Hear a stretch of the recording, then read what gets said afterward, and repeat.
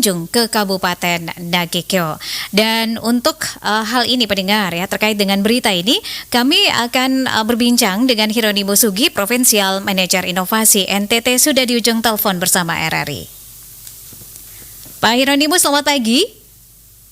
Selamat pagi Mbak Leli, selamat pagi saudara pendengar RRI ND dimanapun Anda berada. Oke, ini informasinya bahwa 3 kementerian akan lakukan pemantauan bersama ke SDMI di Nagekeo Februari mendatang. Ini tepatnya tanggal berapa ini Pak Hieronymus?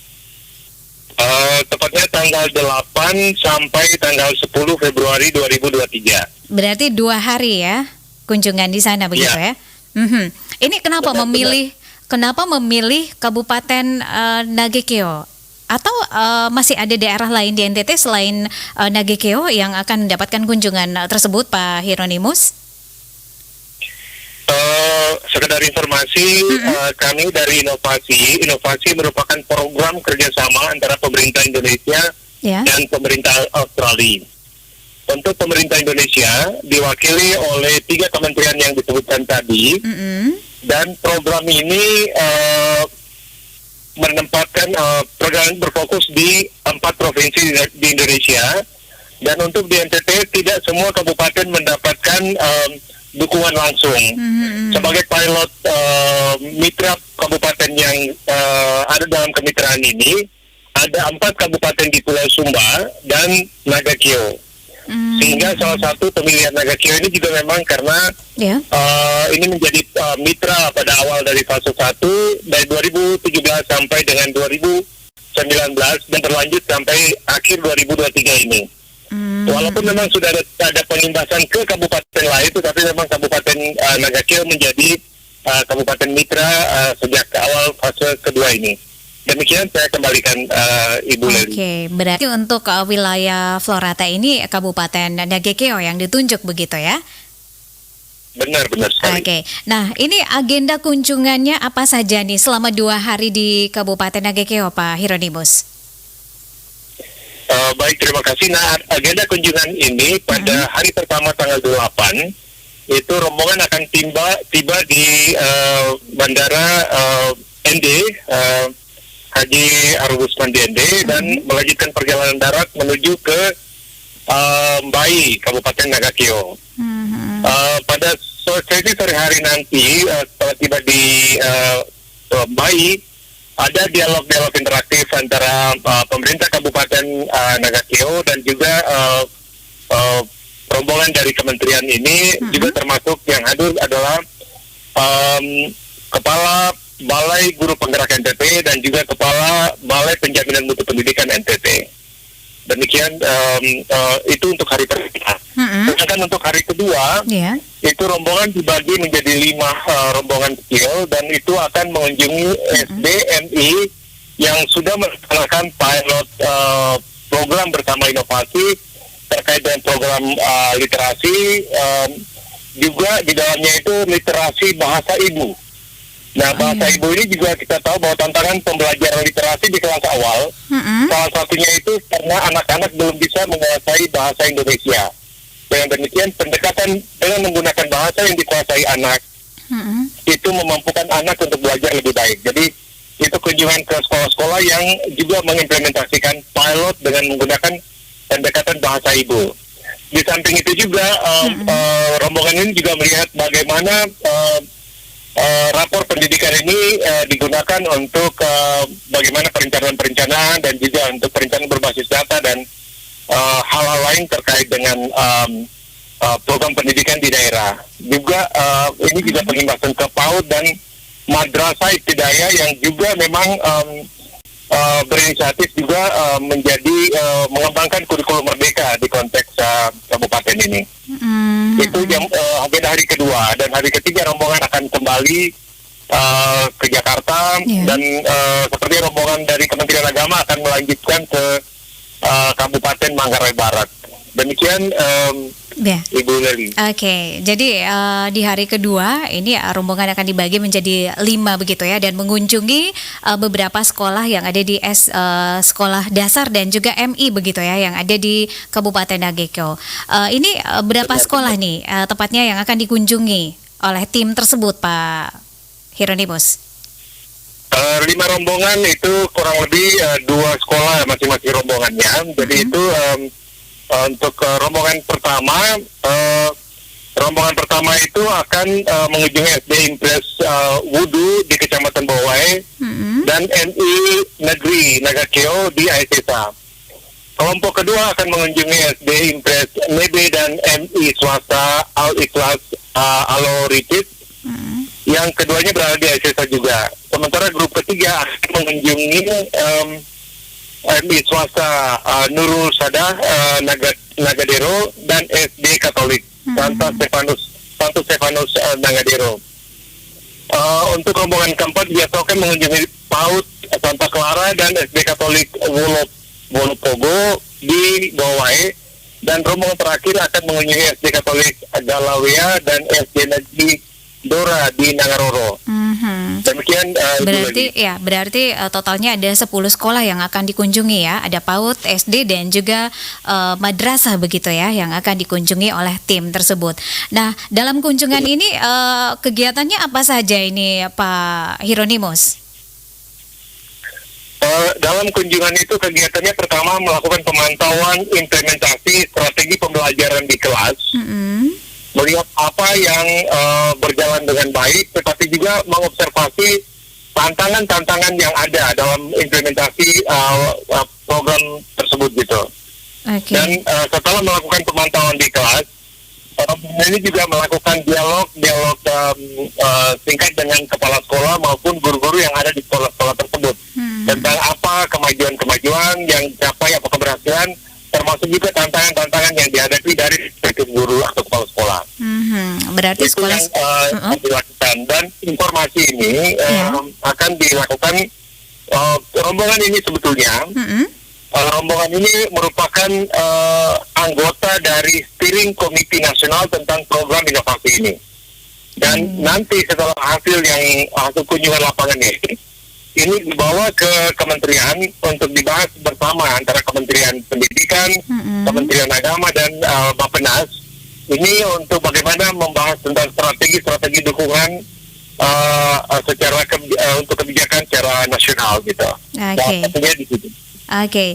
Nah, sejauh ini apakah penerapan kurikulum Merdeka Belajar ini sudah efektif begitu di Nagakeo, Pak? Lalu apa saja kendalanya ini yang dihadapi? Terkait dengan implementasi kurikulum Merdeka ini kan sebetulnya suatu hal yang belajar berdasarkan kebutuhan belajar siswa ya. Pembelajaran itu terjadi tidak didasarkan pada target pencapaian kurikulum, tetapi bagaimana memfokuskan pada hasil belajar siswa. Jadi kalau tingkatan belajar siswanya masih katakan saja masih di level bawah, jangan dipaksakan untuk menerapkan kurikulum dalam konteks tingkat kesulitannya terlalu jauh capaiannya, sehingga ini menjadi tantangan baru, dan guru-guru memang melihat ini menjadi suatu kesempatan baru untuk bagaimana lebih pembelajaran yang lebih memenuhi kebutuhan belajar siswa. Dan ini suatu hal tantangan baru dan guru-guru sangat antusias. Walaupun demikian, tantangan-tantangan tentang strategi pembelajaran yang baik, bagaimana referensi-referensinya yang cukup itu banyak yang adanya di platform Merdeka Mengajar. Dan tantangannya itu adalah bagaimana guru-guru ini mampu memanfaatkan referensi-referensi strategi pembelajaran yang ada dalam platform Merdeka Mengajar ini untuk pembelajaran yang dilakukan di kelas. Itu menjadi tantangan juga salah satunya gitu. Tantangan keterisolasian, konektivitas, ketersediaan fasilitas ini juga menjadi dan juga termasuk guru-guru yang menguasai teknologi yang mampu mengekspor pada platform tersebut, itu juga menjadi tantangan-tantangan yang dihadapi secara umum. Demikian. Ya, bagaimana dengan jaringan ini? Semuanya berbasis IT begitu, Pak Hieronymus ya? Ya. Untuk yang ada di Nagakeo begitu. Benar. Jaringan ini memang kami juga pernah melakukan studi singkat ya, untuk bagaimana memastikan guru-guru ini berapa persen yang mempunyai laptop, bagaimana guru yang mempunyai Android, juga kita lakukan gitu ya. Tetapi memang masih terbatas pada guru-guru yang pada saat kita lakukan sosialisasi secara daring atau training atau coaching secara daring, itu baru kita bisa mendapatkan informasi itu gitu ya. Jadi memang data yang kita dapatkan itu perlu divalidasi lagi tentang realita yang untuk skop kabupaten terutama. Nah ini jadi memang ada yang memang bisa punya terakses jaringan, dan juga yang belum. Tetapi dengan memanfaatkan pendekatan KKG, kelompok kerja guru, yang adanya di nasional di kluster ini memampukan guru-guru juga mampu berbagi dan belajar bersama. Demikian Ibu Leli. Oke, berarti 10 sekolah yang dipilih ini akses jaringannya bagus begitu Pak Hieronimus ya, dan mereka para guru sudah bisa menggunakan aplikasi-aplikasi yang disiapkan begitu ya? Sebetulnya tidak juga ya. Jadi 10 sekolah ini juga ada juga yang memang penjaringannya bagus, tapi ada juga yang relatif ada kesulitan harus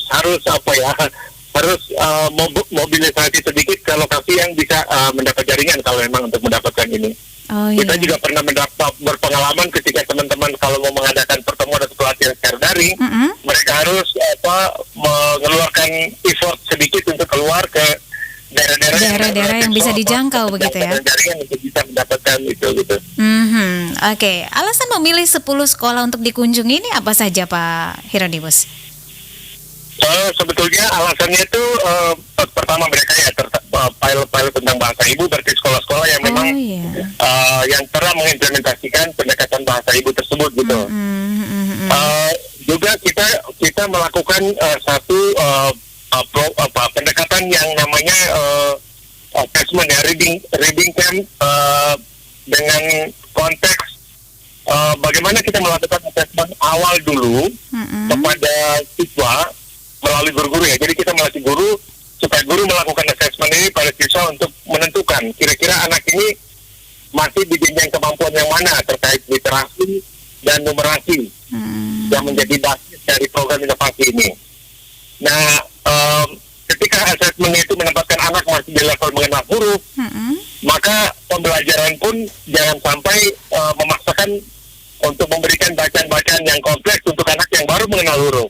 Seperti itu yang kami lakukan di sekolah-sekolah ini. Dan kebetulan sekolah-sekolah ini memang sudah menerapkan itu, sehingga ada yang menjadi capaian yang bisa dibagikan, ada juga yang menjadi tantangan-tantangan yang bisa dibagikan juga untuk menjadi lesson bersama. Nah ini juga termasuk juga sekolah-sekolah yang mengimplementasikan kurikulum merdeka. Nah itu sekolah-sekolah di mana saja yang mengimplementasikan kurikulum merdeka, sehingga tujuan ini juga dari kementerian ini juga untuk mengecek kira-kira di daerah-daerah kurikulum merdeka itu seberapa jauh atau seberapa mampu sekolah-sekolah, guru, kepala sekolah itu menerapkan kurikulum merdeka ini di lapangan. Oke. Baik, ini berarti sekolah-sekolah dan juga guru-guru yang ada di Nagekeo ini selalu berkoordinasi ya dengan teman-teman di inovasi begitu Pak Hieronimus ya? Kami mempunyai pendamping di tiap kabupaten, jadi termasuk di Nagekeo ada staf yang bekerja di sana. Lalu dan kami juga pendekatan kami adalah kami merekrut bersama-sama dinas ya, kerjasama dengan dinas merekrut fasilitator daerah.